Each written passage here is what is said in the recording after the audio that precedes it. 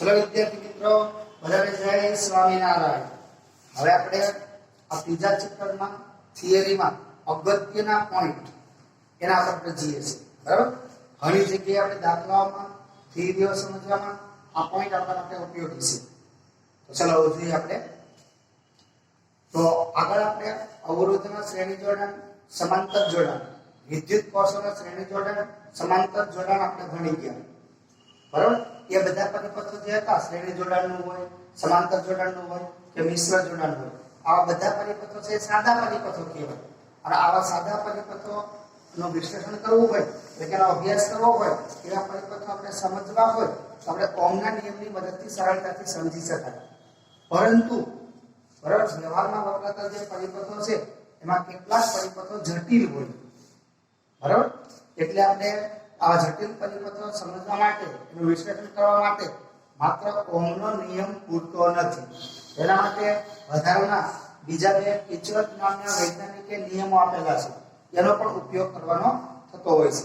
એટલે કે ઓહમના નિયમ ઉપરાંત કિર્ચોફના બંને નિયમોનો ઉપયોગ કરી અને જટિલ જે પરિપથો હોય એનું વિશ્લેષણ એટલે કે એનો અભ્યાસ આપણે સરળતાથી કરી શકાય. તો આપણે એવા કિર્ચોફના બે નિયમો ભણવાના છે.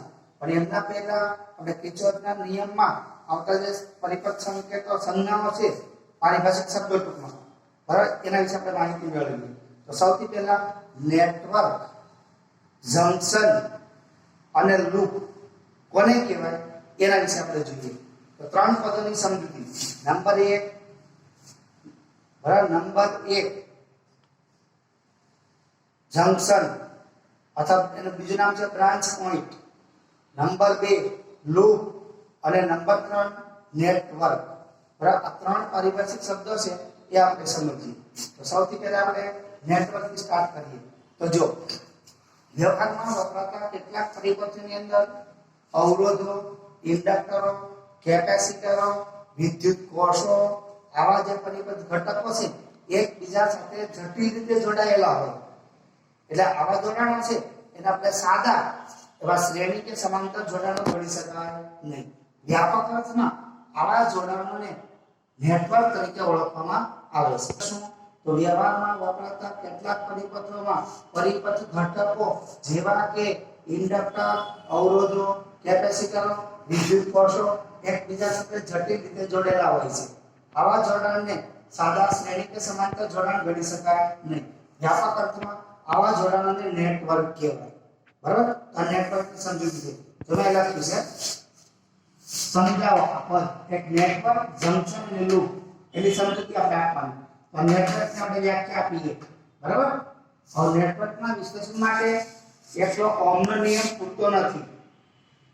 બરાબર, એટલે એકલા ઓહમના નિયમની મદદથી આપણે આવા નેટવર્ક છે એનું વિશ્લેષણ કરી શકાતું નથી. આપણે આગળ કીધું પ્રમાણે એના માટે વધારાના બે કિર્ચોફના નિયમનો ઉપયોગ કરવામાં આવતો હોય છે.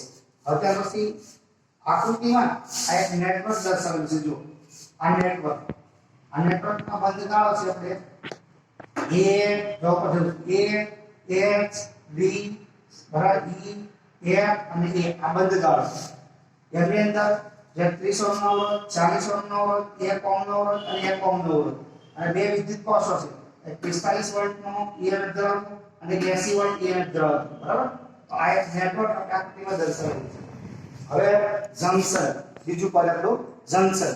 તો આવા નેટવર્કમાં જો જે કોઈ બિંદુ પાસે બે કરતા વધારે વાહકો એટલે ઓછામાં ઓછા 3, બે કરતા વધારે વાહકો ભેગા થતા હોય એવા બિંદુને બ્રાન્ચ પોઈન્ટ કે જંકશન કહેવાય. તો ચલો આપણે આ નેટવર્ક છે એમાં એ બિંદુ પાસે 3 વાહકો ભેગા થાય છે. તો 1, આ 2 અને 3. એવી રીતે અડધી બિંદુ પાસે 3 વાહકો ભેગા થાય, 1, 2 અને 3. હવે આ નેટવર્કમાં A અને D એ બંનેને જંકશન બિંદુઓ કહેવાય. એટલે જંકશન, જ્યાં આપણે રેલવે જંકશન હોય, જે રેલવે સ્ટેશને એક સાથે બે કરતા વધારે ટ્રેનો ભેગી થતી હોય એક જ સમયે, એટલે કે પેસેન્જર બીજી ટ્રેનમાં બદલ થઈ શકે એવી રીતે, તો એવા રેલવે સ્ટેશનને જંકશન કહેવાય.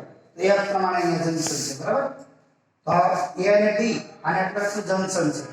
હવે લૂપ, આ નેટવર્કમાં વાહકોથી બનતો બંધ ગાળો અથવા બંધ પરિપથ એને લૂપ કહેવાય. ચલો આ નેટવર્ક છે, આ નેટવર્કમાં જેટલા બંધ ગાળાઓ બને એ બધા બંધ ગાળાને લૂપ કહેવાય. એક ઉપરનો બંધગાળો કહેવાય, એક નીચેનો બંધગાળો કહેવાય 2 અને એક આખો સમગ્ર બંધગાળો તો 3 અને 3 લૂપ થશે. તો ચાલો લખીશું. આકૃતિમાં નેટવર્ક દર્શાવેલ છે. બી નેટવર્કમાં જે બિંદુ પાસે 2 કરતા વધારે વાહકો ભેગા થતા હોય તેવા બિંદુને નેટવર્કનું જંકશન કહેવાય. આકૃતિમાં A અને D બિંદુ પાસે 3 વાહકો ભેગા થતા હોવાથી તે નેટવર્કનું જંકશન છે અને બ્રાન્ચ પોઈન્ટ પણ કહેવાય. હવે લૂપ માટે વાહકો વડે બનતા બંધ પરિપથ એટલે કે ગાળાને લૂપ કહે છે. આકૃતિમાં 3 બંધ ગાળાઓ જોઈએ. એક પહેલો બંધ ગાળો A B C D પછી H અને E આ એક બંધ ગાળો. પછી A B C D E નીચે તરફ જઈએ E F અને E આ બીજો બંધ ગાળો. આ બે લૂપ છે અને એક આખું સમગ્ર લૂપ કયો તો A H B E F અને A આ એક લૂપ. આ 3 લૂપ છે બરાબર. આ લખી છે આપણે જો આ 3 લૂપ બરાબર. તો સ્ટોપ કરી દે. ચલો તો આપણે આ 3 લૂપ થયા. આ 1 2 ને આખું લૂપ બરાબર 3 લૂપ. હવે કિર્ચોફનો પહેલો નિયમ ધ્યાન રાખજો. કિર્ચોફનો પહેલો નિયમ એ જંકશન માટે લાગુ પડે છે એટલે જંકશનના નિયમ તરીકે પણ ઓળખાય છે. એટલે ઘણી વખત એવું કહેવામાં આવે કિર્ચોફનો જંકશનનો નિયમ સમજાવો બરાબર અથવા કિર્ચોફનો પહેલો નિયમ. તો ચલો આપણે કિર્ચોફનો પહેલો નિયમ જોઈએ. તો જો નિયમ આ પ્રમાણે છે. કોઈ પણ પરિપથમાં કોઈ પણ બિંદુ પાસે પરિપથમાં નેટવર્કના કોઈ પણ બિંદુ પાસે જંકશન પાસે દાખલ થતા કુલ વિદ્યુત પ્રવાહ એટલે કે જંકશન પાસે દાખલ થતા વિદ્યુત પ્રવાહનો બેઝિક સરવાળો અને જંકશન થી દૂર તરફ જતા વિદ્યુત પ્રવાહનો સરવાળો સમાન હોય છે. એટલે એનો શું કહ્યું જંકશન પાસે કુલ જેટલો વિદ્યુત પ્રવાહ દાખલ થાય એટલો જ વિદ્યુત પ્રવાહ જંકશન થી દૂર તરફ જતો હોય બરાબર. આ વિધાનને આપણે કિર્ચોફનો જંકશનનો નિયમ અથવા કિર્ચોફનો પહેલો નિયમ કહેવાય. ઉદાહરણ લખીશું. કિર્ચોફનો પ્રથમ નિયમ લખીને સમજાવો અને જંકશનનો નિયમ. તો કોઈ પણ જંકશન આગળ દાખલ થતા પ્રવાહનો સરવાળો એ જંકશનથી બહાર નીકળતા પ્રવાહનો સરવાળો બરાબર હોય છે એટલે કે સમાન હોય. એ કિર્ચોફનો જંકશનનો નિયમ તરીકે ઓળખાય છે બરાબર. હવે ચલો આપણે કોઈ નેટવર્ક લઈએ એમાં કોઈ એક લૂપ તો આખા લૂપને બદલે કોઈ પણ એક શાખા આપણે ધ્યાનમાં લઈએ દાખલા તરીકે ઉપરની એક શાખા અથવા એક નીચેની શાખા અથવા વચ્ચેની કોઈ એક શાખા લઈએ તો આખા લૂપની જગ્યાએ કોઈ પણ એક જ શાખા આપણે લઈએ તો એ શાખા માટે પણ આ જંકશનનો નિયમ સમાન રીતે બંધ ગાળા માટે જે વાપરીએ એવી જ રીતે એક જ શાખા માટે પણ આ નિયમ આપણે લાગુ પાડી શકાય છે. એટલે કે આ નિયમ આપણે વાપરી શકીએ છીએ. ઘણી બધી શાખાના બનેલા પરિપથમાં જંકશનને બદલે પરંતુ કોઈ શાખા માટે પણ આ નિયમ સમાન રીતે લાગુ પાડી શકાય છે. હવે આપણે આકૃતિમાં જંકશન પાસે આવતો પ્રવાહ છે એ I3 છે. પછી જંકશન જો તીર વડે દર્શાવેલું છે જંકશન પાસે આવતો પ્રવાહ એ બિંદુ પાસે તો આ I3. હવે જંકશન થી દૂર જતો પ્રવાહ કુલ પ્રવાહ તો એક I2 અને I3 એટલે બેનો સરવાળો એ I3 જેટલો થાય. તો જંકશનમાં દાખલ થતો કુલ વિદ્યુત પ્રવાહ અને જંકશનમાંથી બહાર નીકળતો કુલ વિદ્યુત પ્રવાહ સમાન હોય. તો આપણે આના પર લખી શકીએ I3 બરાબર I1 I2. તો ચાલો લખીશું. આમ જંકશનના નિયમ પ્રમાણે આકૃતિમાં જંકશન A પાસે દાખલ થતો પ્રવાહ I3 અને જંકશન A માંથી બહાર નીકળતો પ્રવાહ I2 I3 છે. એટલે I1 I2 છે. આમ જંકશન આગળ I3 બરાબર I1 I2 આપણે કહી શકાય. વાસ્તવમાં બરાબર આવું ક્યારે બને તો જંકશન પાસે અહીં આગળ જેટલો વિદ્યુતભાર જેટલા સમયમાં આવે એટલો જ વિદ્યુતભાર એટલા સમયમાં જંકશનથી દૂર તરફ જતો હોય એટલે કે વિદ્યુતભારનું સંરક્ષણ થાય છે. એટલે કિર્ચોફનો જંકશનનો નિયમ આમ જોઈએ તો એ વિદ્યુતભારના સંરક્ષણના નિયમની એક વ્યાપક રજૂઆત છે. આપણે યાદ રાખજો ટૂંકા પ્રશ્નમાં બરાબર. કિર્ચોફનો પહેલો નિયમ અથવા કિર્ચોફનો જંકશનનો નિયમ કયા સંરક્ષણના નિયમની રજૂઆત છે તો વિદ્યુતભારના સંરક્ષણના નિયમની રજૂઆત છે બરાબર. આ નિયમ વિદ્યુતભારના સંરક્ષણના નિયમની વિશિષ્ટ રજૂઆત છે. સ્થાયી પ્રવાહ માટે જંકશન કે કોઈ શાખામાં કોઈ બિંદુ આગળ વિદ્યુતભારનો સંગ્રહ થતો નથી એનો નાશ પણ થતો નથી. તેથી બરાબર જંકશન કે શાખામાં કોઈ પણ બિંદુ આગળ જેટલા સમયમાં જેટલો વિદ્યુતભાર દાખલ થાય તેટલા સમયમાં તેટલો જ વિદ્યુતભાર તેમાંથી બહાર આવે છે. એટલે કે બરાબર જંક્શનમાં કોઈ પણ શાખામાં કોઈ પણ બિંદુ પાસે વિદ્યુતભારનું સ્વરક્ષણ થાય છે બરાબર દાખલા તરીકે આપણે જોજો આકૃતિમાં IH બિંદુ પાસે ત્યાંથી I1 જેટલો વિદ્યુતપ્રવાહ આવે છે એટલે કે દાખલ થાય છે અને એટલો જ પ્રવાહ છે એ H બિંદુ પાસેથી બહાર નીકળે છે એનો અર્થ શું થયો H બિંદુ પાસે વિદ્યુતભારનું સ્વરક્ષણ થયું કહેવાય બરાબર આપણે લખેલું છે H બિંદુ માટે હવે આપણે કિર્ચોફના નિયમનો આપણે ઉપયોગ કરીશું ત્યારે બંધ પરિપથમાં એનું વિશ્લેષણ કરવાનું હોય ત્યારે આપણને બરાબર કેટલીક સંજ્ઞાઓની જરૂર પડે છે એ આપણે જોઈએ તો આ નેટવર્કમાં કોઈ પણ શાખામાંથી વહેતો જે વિદ્યુત પ્રવાહ છે તે વિદ્યુત પ્રવાહને દર્શાવવા માટેની સંજ્ઞા I છે અને એની દિશા દર્શાવવા માટે આપણે તીર દોરીશું તીર વડે દાખલા તરીકે આ તારમાંથી વિદ્યુત પ્રવાહ પસાર થાય છે તો વિદ્યુત પ્રવાહને I વડે દર્શાવાય I સંજ્ઞા વડે હવે વિદ્યુત પ્રવાહ કઈ દિશામાં છે એ દિશા દર્શાવતું તીર આના પર દોરવાનું જો જમણી બાજુ તરફ વિદ્યુત પ્રવાહ જતો હોય તો તીર જમણી બાજુ તરફ મૂકવાનું જો વિદ્યુત પ્રવાહ ડાબી બાજુ તરફ જતો હોય તો આપણે તીર છે એ આપણે આ બાજુ મૂકવું પડે તો પહેલો પોઈન્ટ નેટવર્કમાં લૂપમાં કે કોઈ શાખામાં વિદ્યુત પ્રવાહને દર્શાવવા માટેની સંજ્ઞા I છે એટલે કે I સંજ્ઞા વડે દર્શાવવામાં આવે છે અને તેની દિશા દર્શાવવા માટે તીર દોરવાનું હોય છે તીર દોરવામાં આવતું હોય છે આઈએ હવે નંબર 2 હવે બેટરી એટલે વિદ્યુત કોષ આવતો હોય દાખલા તરીકે આપણે અહીંયા જુઓ બે બેટરીઓ છે બેટરી એટલે ધન ધ્રુવ ને ઋણ ધ્રુવ હોય ધન ધ્રુવ ને ઋણ ધ્રુવ તો જ્યારે વિદ્યુત કોષ હોય વિદ્યુત કોષ પરિપથમાં આવતો હોય વિદ્યુત કોષ તેમાં ધન ધ્રુવને P વડે દર્શાવે પોઝિટિવ ધ્રુવ બરાબર અને ઋણ ધ્રુવ છે એને N વડે દર્શાવવામાં આવે છે એટલે નેગેટિવ ધ્રુવ પોઝિટિવ નેગેટિવ ધન ઋણ બરાબર આના વડે દર્શાવે હવે આ વિદ્યુત કોષ છે તેના બે છેડા વચ્ચેનો વિદ્યુત સ્થિતિમાનતા ભાગને V વડે દર્શાવીશું જેને આપણે ટર્મિનલ વોલ્ટેજ પણ કહેવાય છે ટર્મિનલ વોલ્ટેજ તો ટર્મિનલ વોલ્ટેજ છે એનું સૂત્ર આપણે જાણીએ છીએ V E - IR આ સૂત્ર પ્રમાણે આપણે દર્શાવી શકાય હવે આવું ક્યારે આ સૂત્ર ક્યારે લાગુ પડે જ્યારે બેટરીના ધન ધ્રુવમાંથી વિદ્યુત પ્રવાહ બહાર આવતો હોય ત્યારે એટલે કે બેટરી વપરાશમાં હોય ત્યારે આ બેટરીના ટર્મિનલ વોલ્ટેજનું સૂત્ર E અને E - IR હવે ઘણી વખત એવું બનતું હોય આ વિદ્યુત કોષ આપણું બરાબર ધન ધ્રુવમાં વિદ્યુત પ્રવાહ દાખલ થતો હોય એટલે કે ઋણ ધ્રુવમાંથી બહાર આવતો હોય ઋણ ધ્રુવમાંથી તો આ બેટરીના ટર્મિનલ વોલ્ટેજને આપણે આ પ્રમાણે લખાય V E + IR તો યાદ રાખજો બેટરીના ધન ધ્રુવમાંથી પ્રવાહ બહાર આવતો હોય ત્યારે બેટરી વપરાશમાં છે એમ કહેવાય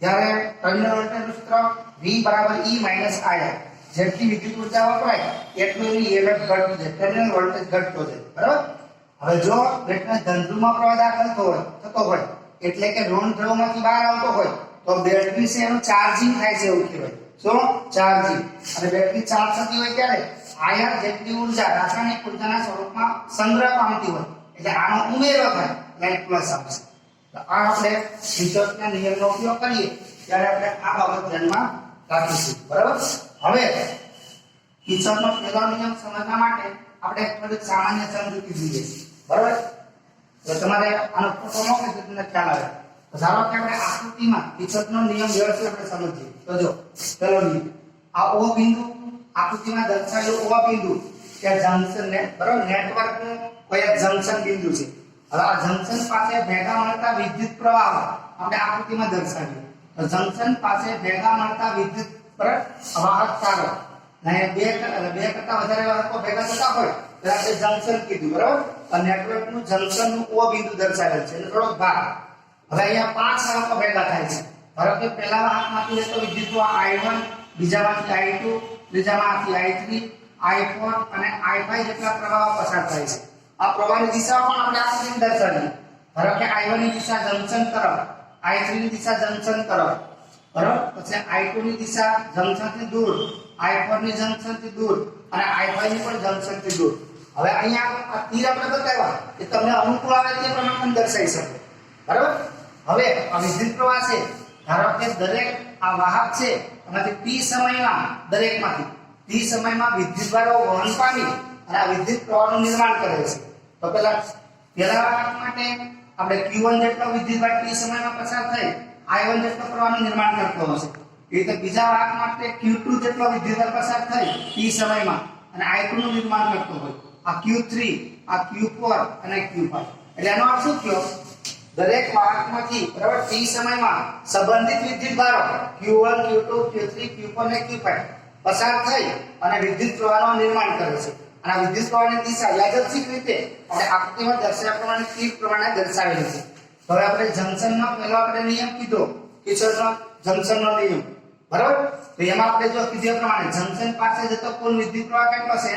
એક I1 અને I3. આ બે પ્રવાહ જંકશન તરફ જાય છે. બરાબર? તો જંકશન તરફ જતા જંકશન પાસે ભેગા થતા કુલ પ્રવાહ અને તેનો સરવાળો. હવે જંકશન થી દૂર જતા પ્રવાહો કયા છે? એક તો I2, પછી I4 અને I5. આ જંકશન થી દૂર તરફ જતા પ્રવાહો છે. તો જંકશન થી દૂર જતો પ્રવાહ કુલ કેટલો? I2 I4 I5. પેલા નિયમ પ્રમાણે જંકશન પાસે ભેગા થતા વિદ્યુત પ્રવાહનો સરવાળો અને જંકશન થી દૂર જતા વિદ્યુત પ્રવાહનો સરવાળો સમાન હોય. એટલે આ આપણે બંને સમાન ગણી શકાય. હવે આપણે જાણીએ છીએ વિદ્યુત પ્રવાહનું સૂત્ર I q/t. I q/t. આ સમીકરણ ઉપરથી, બરાબર, આ સમીકરણ ઉપરથી આપણે લખી શકીએ, બરાબર, I q/t બધા માટે સમાન સમય છે, બરાબર? એટલે આપણે લખી શકીશું q1 q3 q2 q4 q5. બરાબર? તો જંકશન પાસે જેટલો વિદ્યુતભાર આવે છે એટલો જ વિદ્યુતભાર જંકશન થી દૂર તરફ જાય છે. એટલે વિદ્યુતભારના સંરક્ષણનો નિયમ જળવાય છે એવું કહેવાય. આથી ઉલટું પણ આપણે લખી શકીએ જો આ પ્રમાણે. આ વિદ્યુત પ્રવાહ આપણે ડાયરેક્ટ લખ્યા છે, એની જગ્યાએ વિદ્યુતભાર લઈને પણ આપણે લખી શકીએ. તો આના પરથી q બરાબર શું થાય? I3. અને આપણે લખીએ કે I1t I3t is equal to I2t I4t I5t. આમાં t કોમન નીકળશે એટલે I1 I2, બરાબર? આ t કોમન, એવી રીતે અહીંયા t કોમન નીકળશે I2 I4 I5, બરાબર, into t. t કેન્સલ થશે તો આમ આપણને મળ્યું I1 I2 is equal to I2 I4 I5. અને આ કામ પણ લખીએ કે I1 I2 અહીંયા I3 છે, આ I3, બરાબર? તો ચલો સરવાળો લખીએ આપણે. તો ક્રમમાં જો I1 પછી 2 વાળું સામે છે, આ બાજુ લાવો એટલે -I2 લખાય, +I3 +I4 ને I5 ને પણ આપણે ડાબી બાજુ લઈશું એટલે ઋણ થશે, બરાબર? +-I5 = 0. અને આપણે આવું પણ કહી શકાય સિગ્મા I = 0. આ કિર્ચોફના નિયમ, બરાબર, કિર્ચોફના જંકશનના નિયમનું આ સૂત્રાત્મક સ્વરૂપ કહેવાય. Sigma I = 0. એનો અર્થ કયો? જંકશન પાસે ભેગા મળતા વિદ્યુત પ્રવાહનો બેઝિક સરવાળો શૂન્ય હોય. એટલે જેટલો આવે એટલો દૂર થઈ જાય, બહાર જાય. એટલે કુલ જંકશન પાસે કુલ પ્રવાહ કેવો ગણાય? શૂન્ય. એ પ્રમાણે. તો આ છે કિર્ચોફનો પહેલો નિયમ. હવે પછી આપણે કિર્ચોફનો બીજો નિયમ જોઈશું.